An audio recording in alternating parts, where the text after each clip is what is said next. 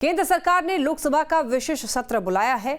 विशेष सत्र में 18 से 22 सितंबर तक चलेगा और आपको बताते चले कि जिसमें कि कुल 5 बैठकें होंगी। वैसे तो विशेष सत्र के ऐलान के बाद से ही पूरे देश में सियासी पारा हाई है, लेकिन बिहार में पक्ष और विपक्ष के बीच बयानों के तीर दागे जा रहे हैं।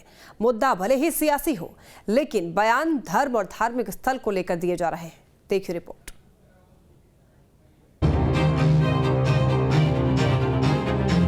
केंद्र सरकार ने समय से पहले लोकसभा का विशेष सत्र बुलाया है और केंद्र के इस ऐलान के बाद से ही दिल्ली से लेकर पटना तक के राजनीतिक गलियारों में पारा हाई हो गया है। लोकसभा का विशेष सत्र 18 से 22 सितंबर तक चलेगा।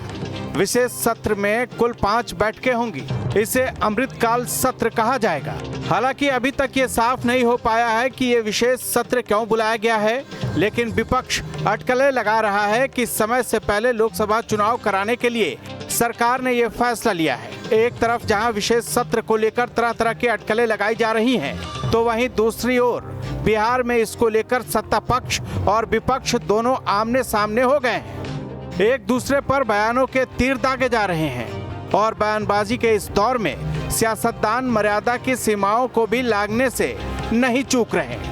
मुद्दा भले ही सियासी हो, लेकिन बयान धर्म और धार्मिक स्थल को लेकर दिए जा रहे हैं। जहां महागठबंधन बीजेपी पर हिंदू विरोधी होने और हिंदू वोट साधने के लिए गणेश चतुर्थी के समय विशेष सत्र बुलाने का आरोप लगा रही है। भारतीय जनता पार्टी एक ऐसी पार्टी है जो देश की आज़ादी को ही 1947 में नहीं मानता है। तिरंगा का अपमान, देश के स्वतंत्रता सेनानियों का अपमान, तो उनसे तो भाषाई लंपटई का ही उम्मीद किया जा सकता है। आप तो ऐसे हिंदू विरोधी हैं कि पिछड़ा और अति पिछड़ा का जो कानूनन हक है, डॉक्टर भीमराव अंबेडकर ने जिसको हक दिया, उसका आपने छात्रवृत्ति कक्षा 1 से 8 तक छीन लिया। बीजेपी वाले का अगर चरित्र चित्रण किया जाए तो वो हिंदू विरोधी ही नहीं है, वो देश के जनता के भी विरोधी हैं। ये जितना भी मंदिर मस्जिद की वो बात करते हैं, मराठा कौन है सबसे ज़्यादा? इंडिया में सबसे ज़्यादा हिंदू की पॉपुलेशन है, सबसे ज़्यादा हिंदू मारे जाते हैं। तो बात तो सही है कि और बीजेपी वाले हैं हिंदू विरोधी, और ये जो विशेष सत्र एक गणेश चतुर्थी के समय वो ला रहे हैं, ये सब तो सिर्फ साबित करता है कि वो हिंदू विरोधी हैं। बिल्कुल सही उन्होंने कहा है। गणेश चतुर्थी जैसा महापर्व जो कि लगातार एक उत्सव के रूप में 9 दिनों तक मनाया जाता है, और वैसे पर्व में ये लोग विशेष सत्र को बुला करके सिर्फ हिंदुत्व का ये लोग ढोंग करते हैं।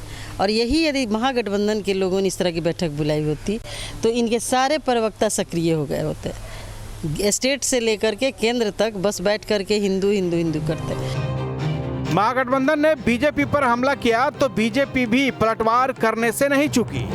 बीजेपी ने तो जेडीयू पर निशाना साधते हुए जेडीयू को बख्तियार खिलजी का वंशज बता दिया। पहले जदयू को अपना डीएनए टेस्ट कराना चाहिए, क्योंकि बख्तियार खिलजी के डीएनए वाला जनता दल यूनाइटेड हिंदू विरोधी है।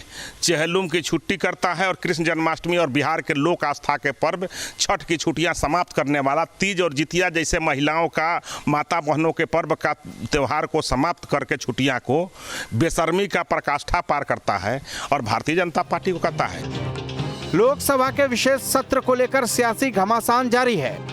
अब वार पलटवार के बीच देखना दिलचस्प होगा कि विशेष सत्र में विपक्ष किन मुद्दों पर केंद्र सरकार को घेरता है और सरकार विपक्ष के तमाम सवालों का जवाब कैसे देती है। लोकसभा के विशेष सत्र को लेकर बिहार में मचा है सियासी बवाल। लगातार आरोप और प्रत्यारोप के दौर जारी हैं।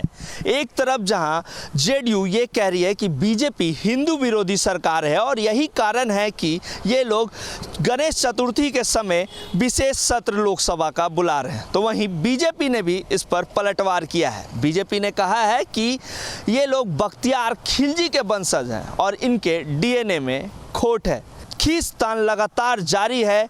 बीजेपी को हिंदू विरोधी बता रही है महागठबंधन की सरकार, तो वहीं बीजेपी ने बख्तियार खिलजी से महागठबंधन सरकार की तुलना कर दी है। वीडियो जर्नलिस्ट राकेश के साथ अमन कुमार, न्यूज़ स्टेट, पटना।